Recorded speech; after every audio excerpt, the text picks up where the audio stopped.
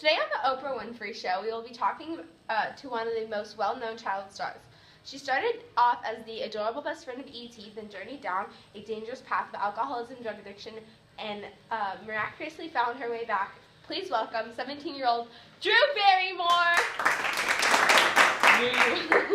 Thanks for having me. Start with your life before stardom. Well, my parents were separated before I was born, so I lived in a tiny apartment with my mother Jade in West LA. And my father was never really around because he was a drug addict and alcoholic. So the only time he was around was when he was looking for more money from my mother and I. And yet I still craved his love and affection because that's just the kind of person I was. But of course I couldn't get it from someone like him because he was just incapable of love. And all I wanted as a child was like for people to care about me and to pay attention to me.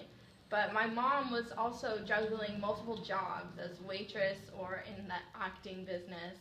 And so she didn't have a lot of time for me, so it was just me and a babysitter who didn't care about me either. And you came in with a bang. Your first major acting role was the Steven Spielberg hit E.T. How did the success of your first major movie influence you?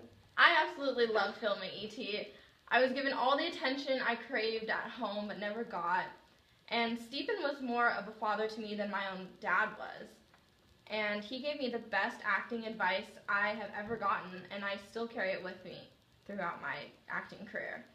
And people were surprised at how mature I could act for a 6-year-old, but I would have done anything to keep the compliments and admiration coming.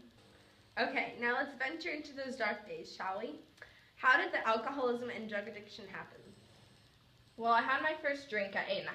It was just a stupid dare at a party. That was the wrap of a film.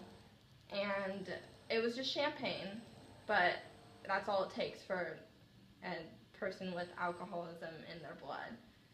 And so at first it was just sneaking a couple drinks at parties and stuff, at clubs. But then it became my friends and I just getting straight drunk at clubs and parties. And I got away with all the drinking because I was Drew Barrymore and nobody was going to tell me that I couldn't. And so I started thinking, since I can get away with the drinking, why not try drugs? And at first it was just pot and smoking with my friend's mom when I was 12 years old. And then it became cocaine. And all of a sudden, my life depended on it. Like, I didn't want to live my life without cocaine. And I wanted to be that girl. I wanted to be the party girl. What effect did this have on your relationships with people around you? I had always been an outcast at school, so the partying allowed me to make friends with an older crowd. And I was also an asset to them because I was always led into clubs because I was Drew Barrymore.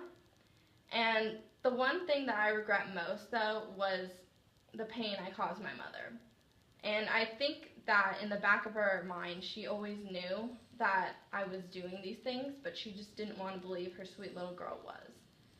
And I thought that everything was about growing up, and that to have fun, you had to be an adult. And that drinking and partying was the real way to live your life. And that's all I thought there was. And my mother and I would get into these screaming fights over my freedom and my attitude, which became terrible, and I was completely awful to her. And at one point, it was just like two strangers living together. And I felt like she was trying to crush my fun, but really she was just trying to protect me.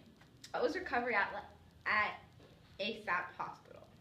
It was really hard at first. I didn't think I had a problem, and I wouldn't participate in the group activities.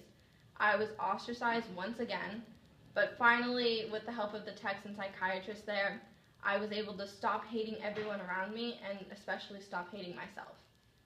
And I was able to make friends at the center, and I found people who really cared about me. And I finally talked it out with my mom and stopped seeking attention from my dad.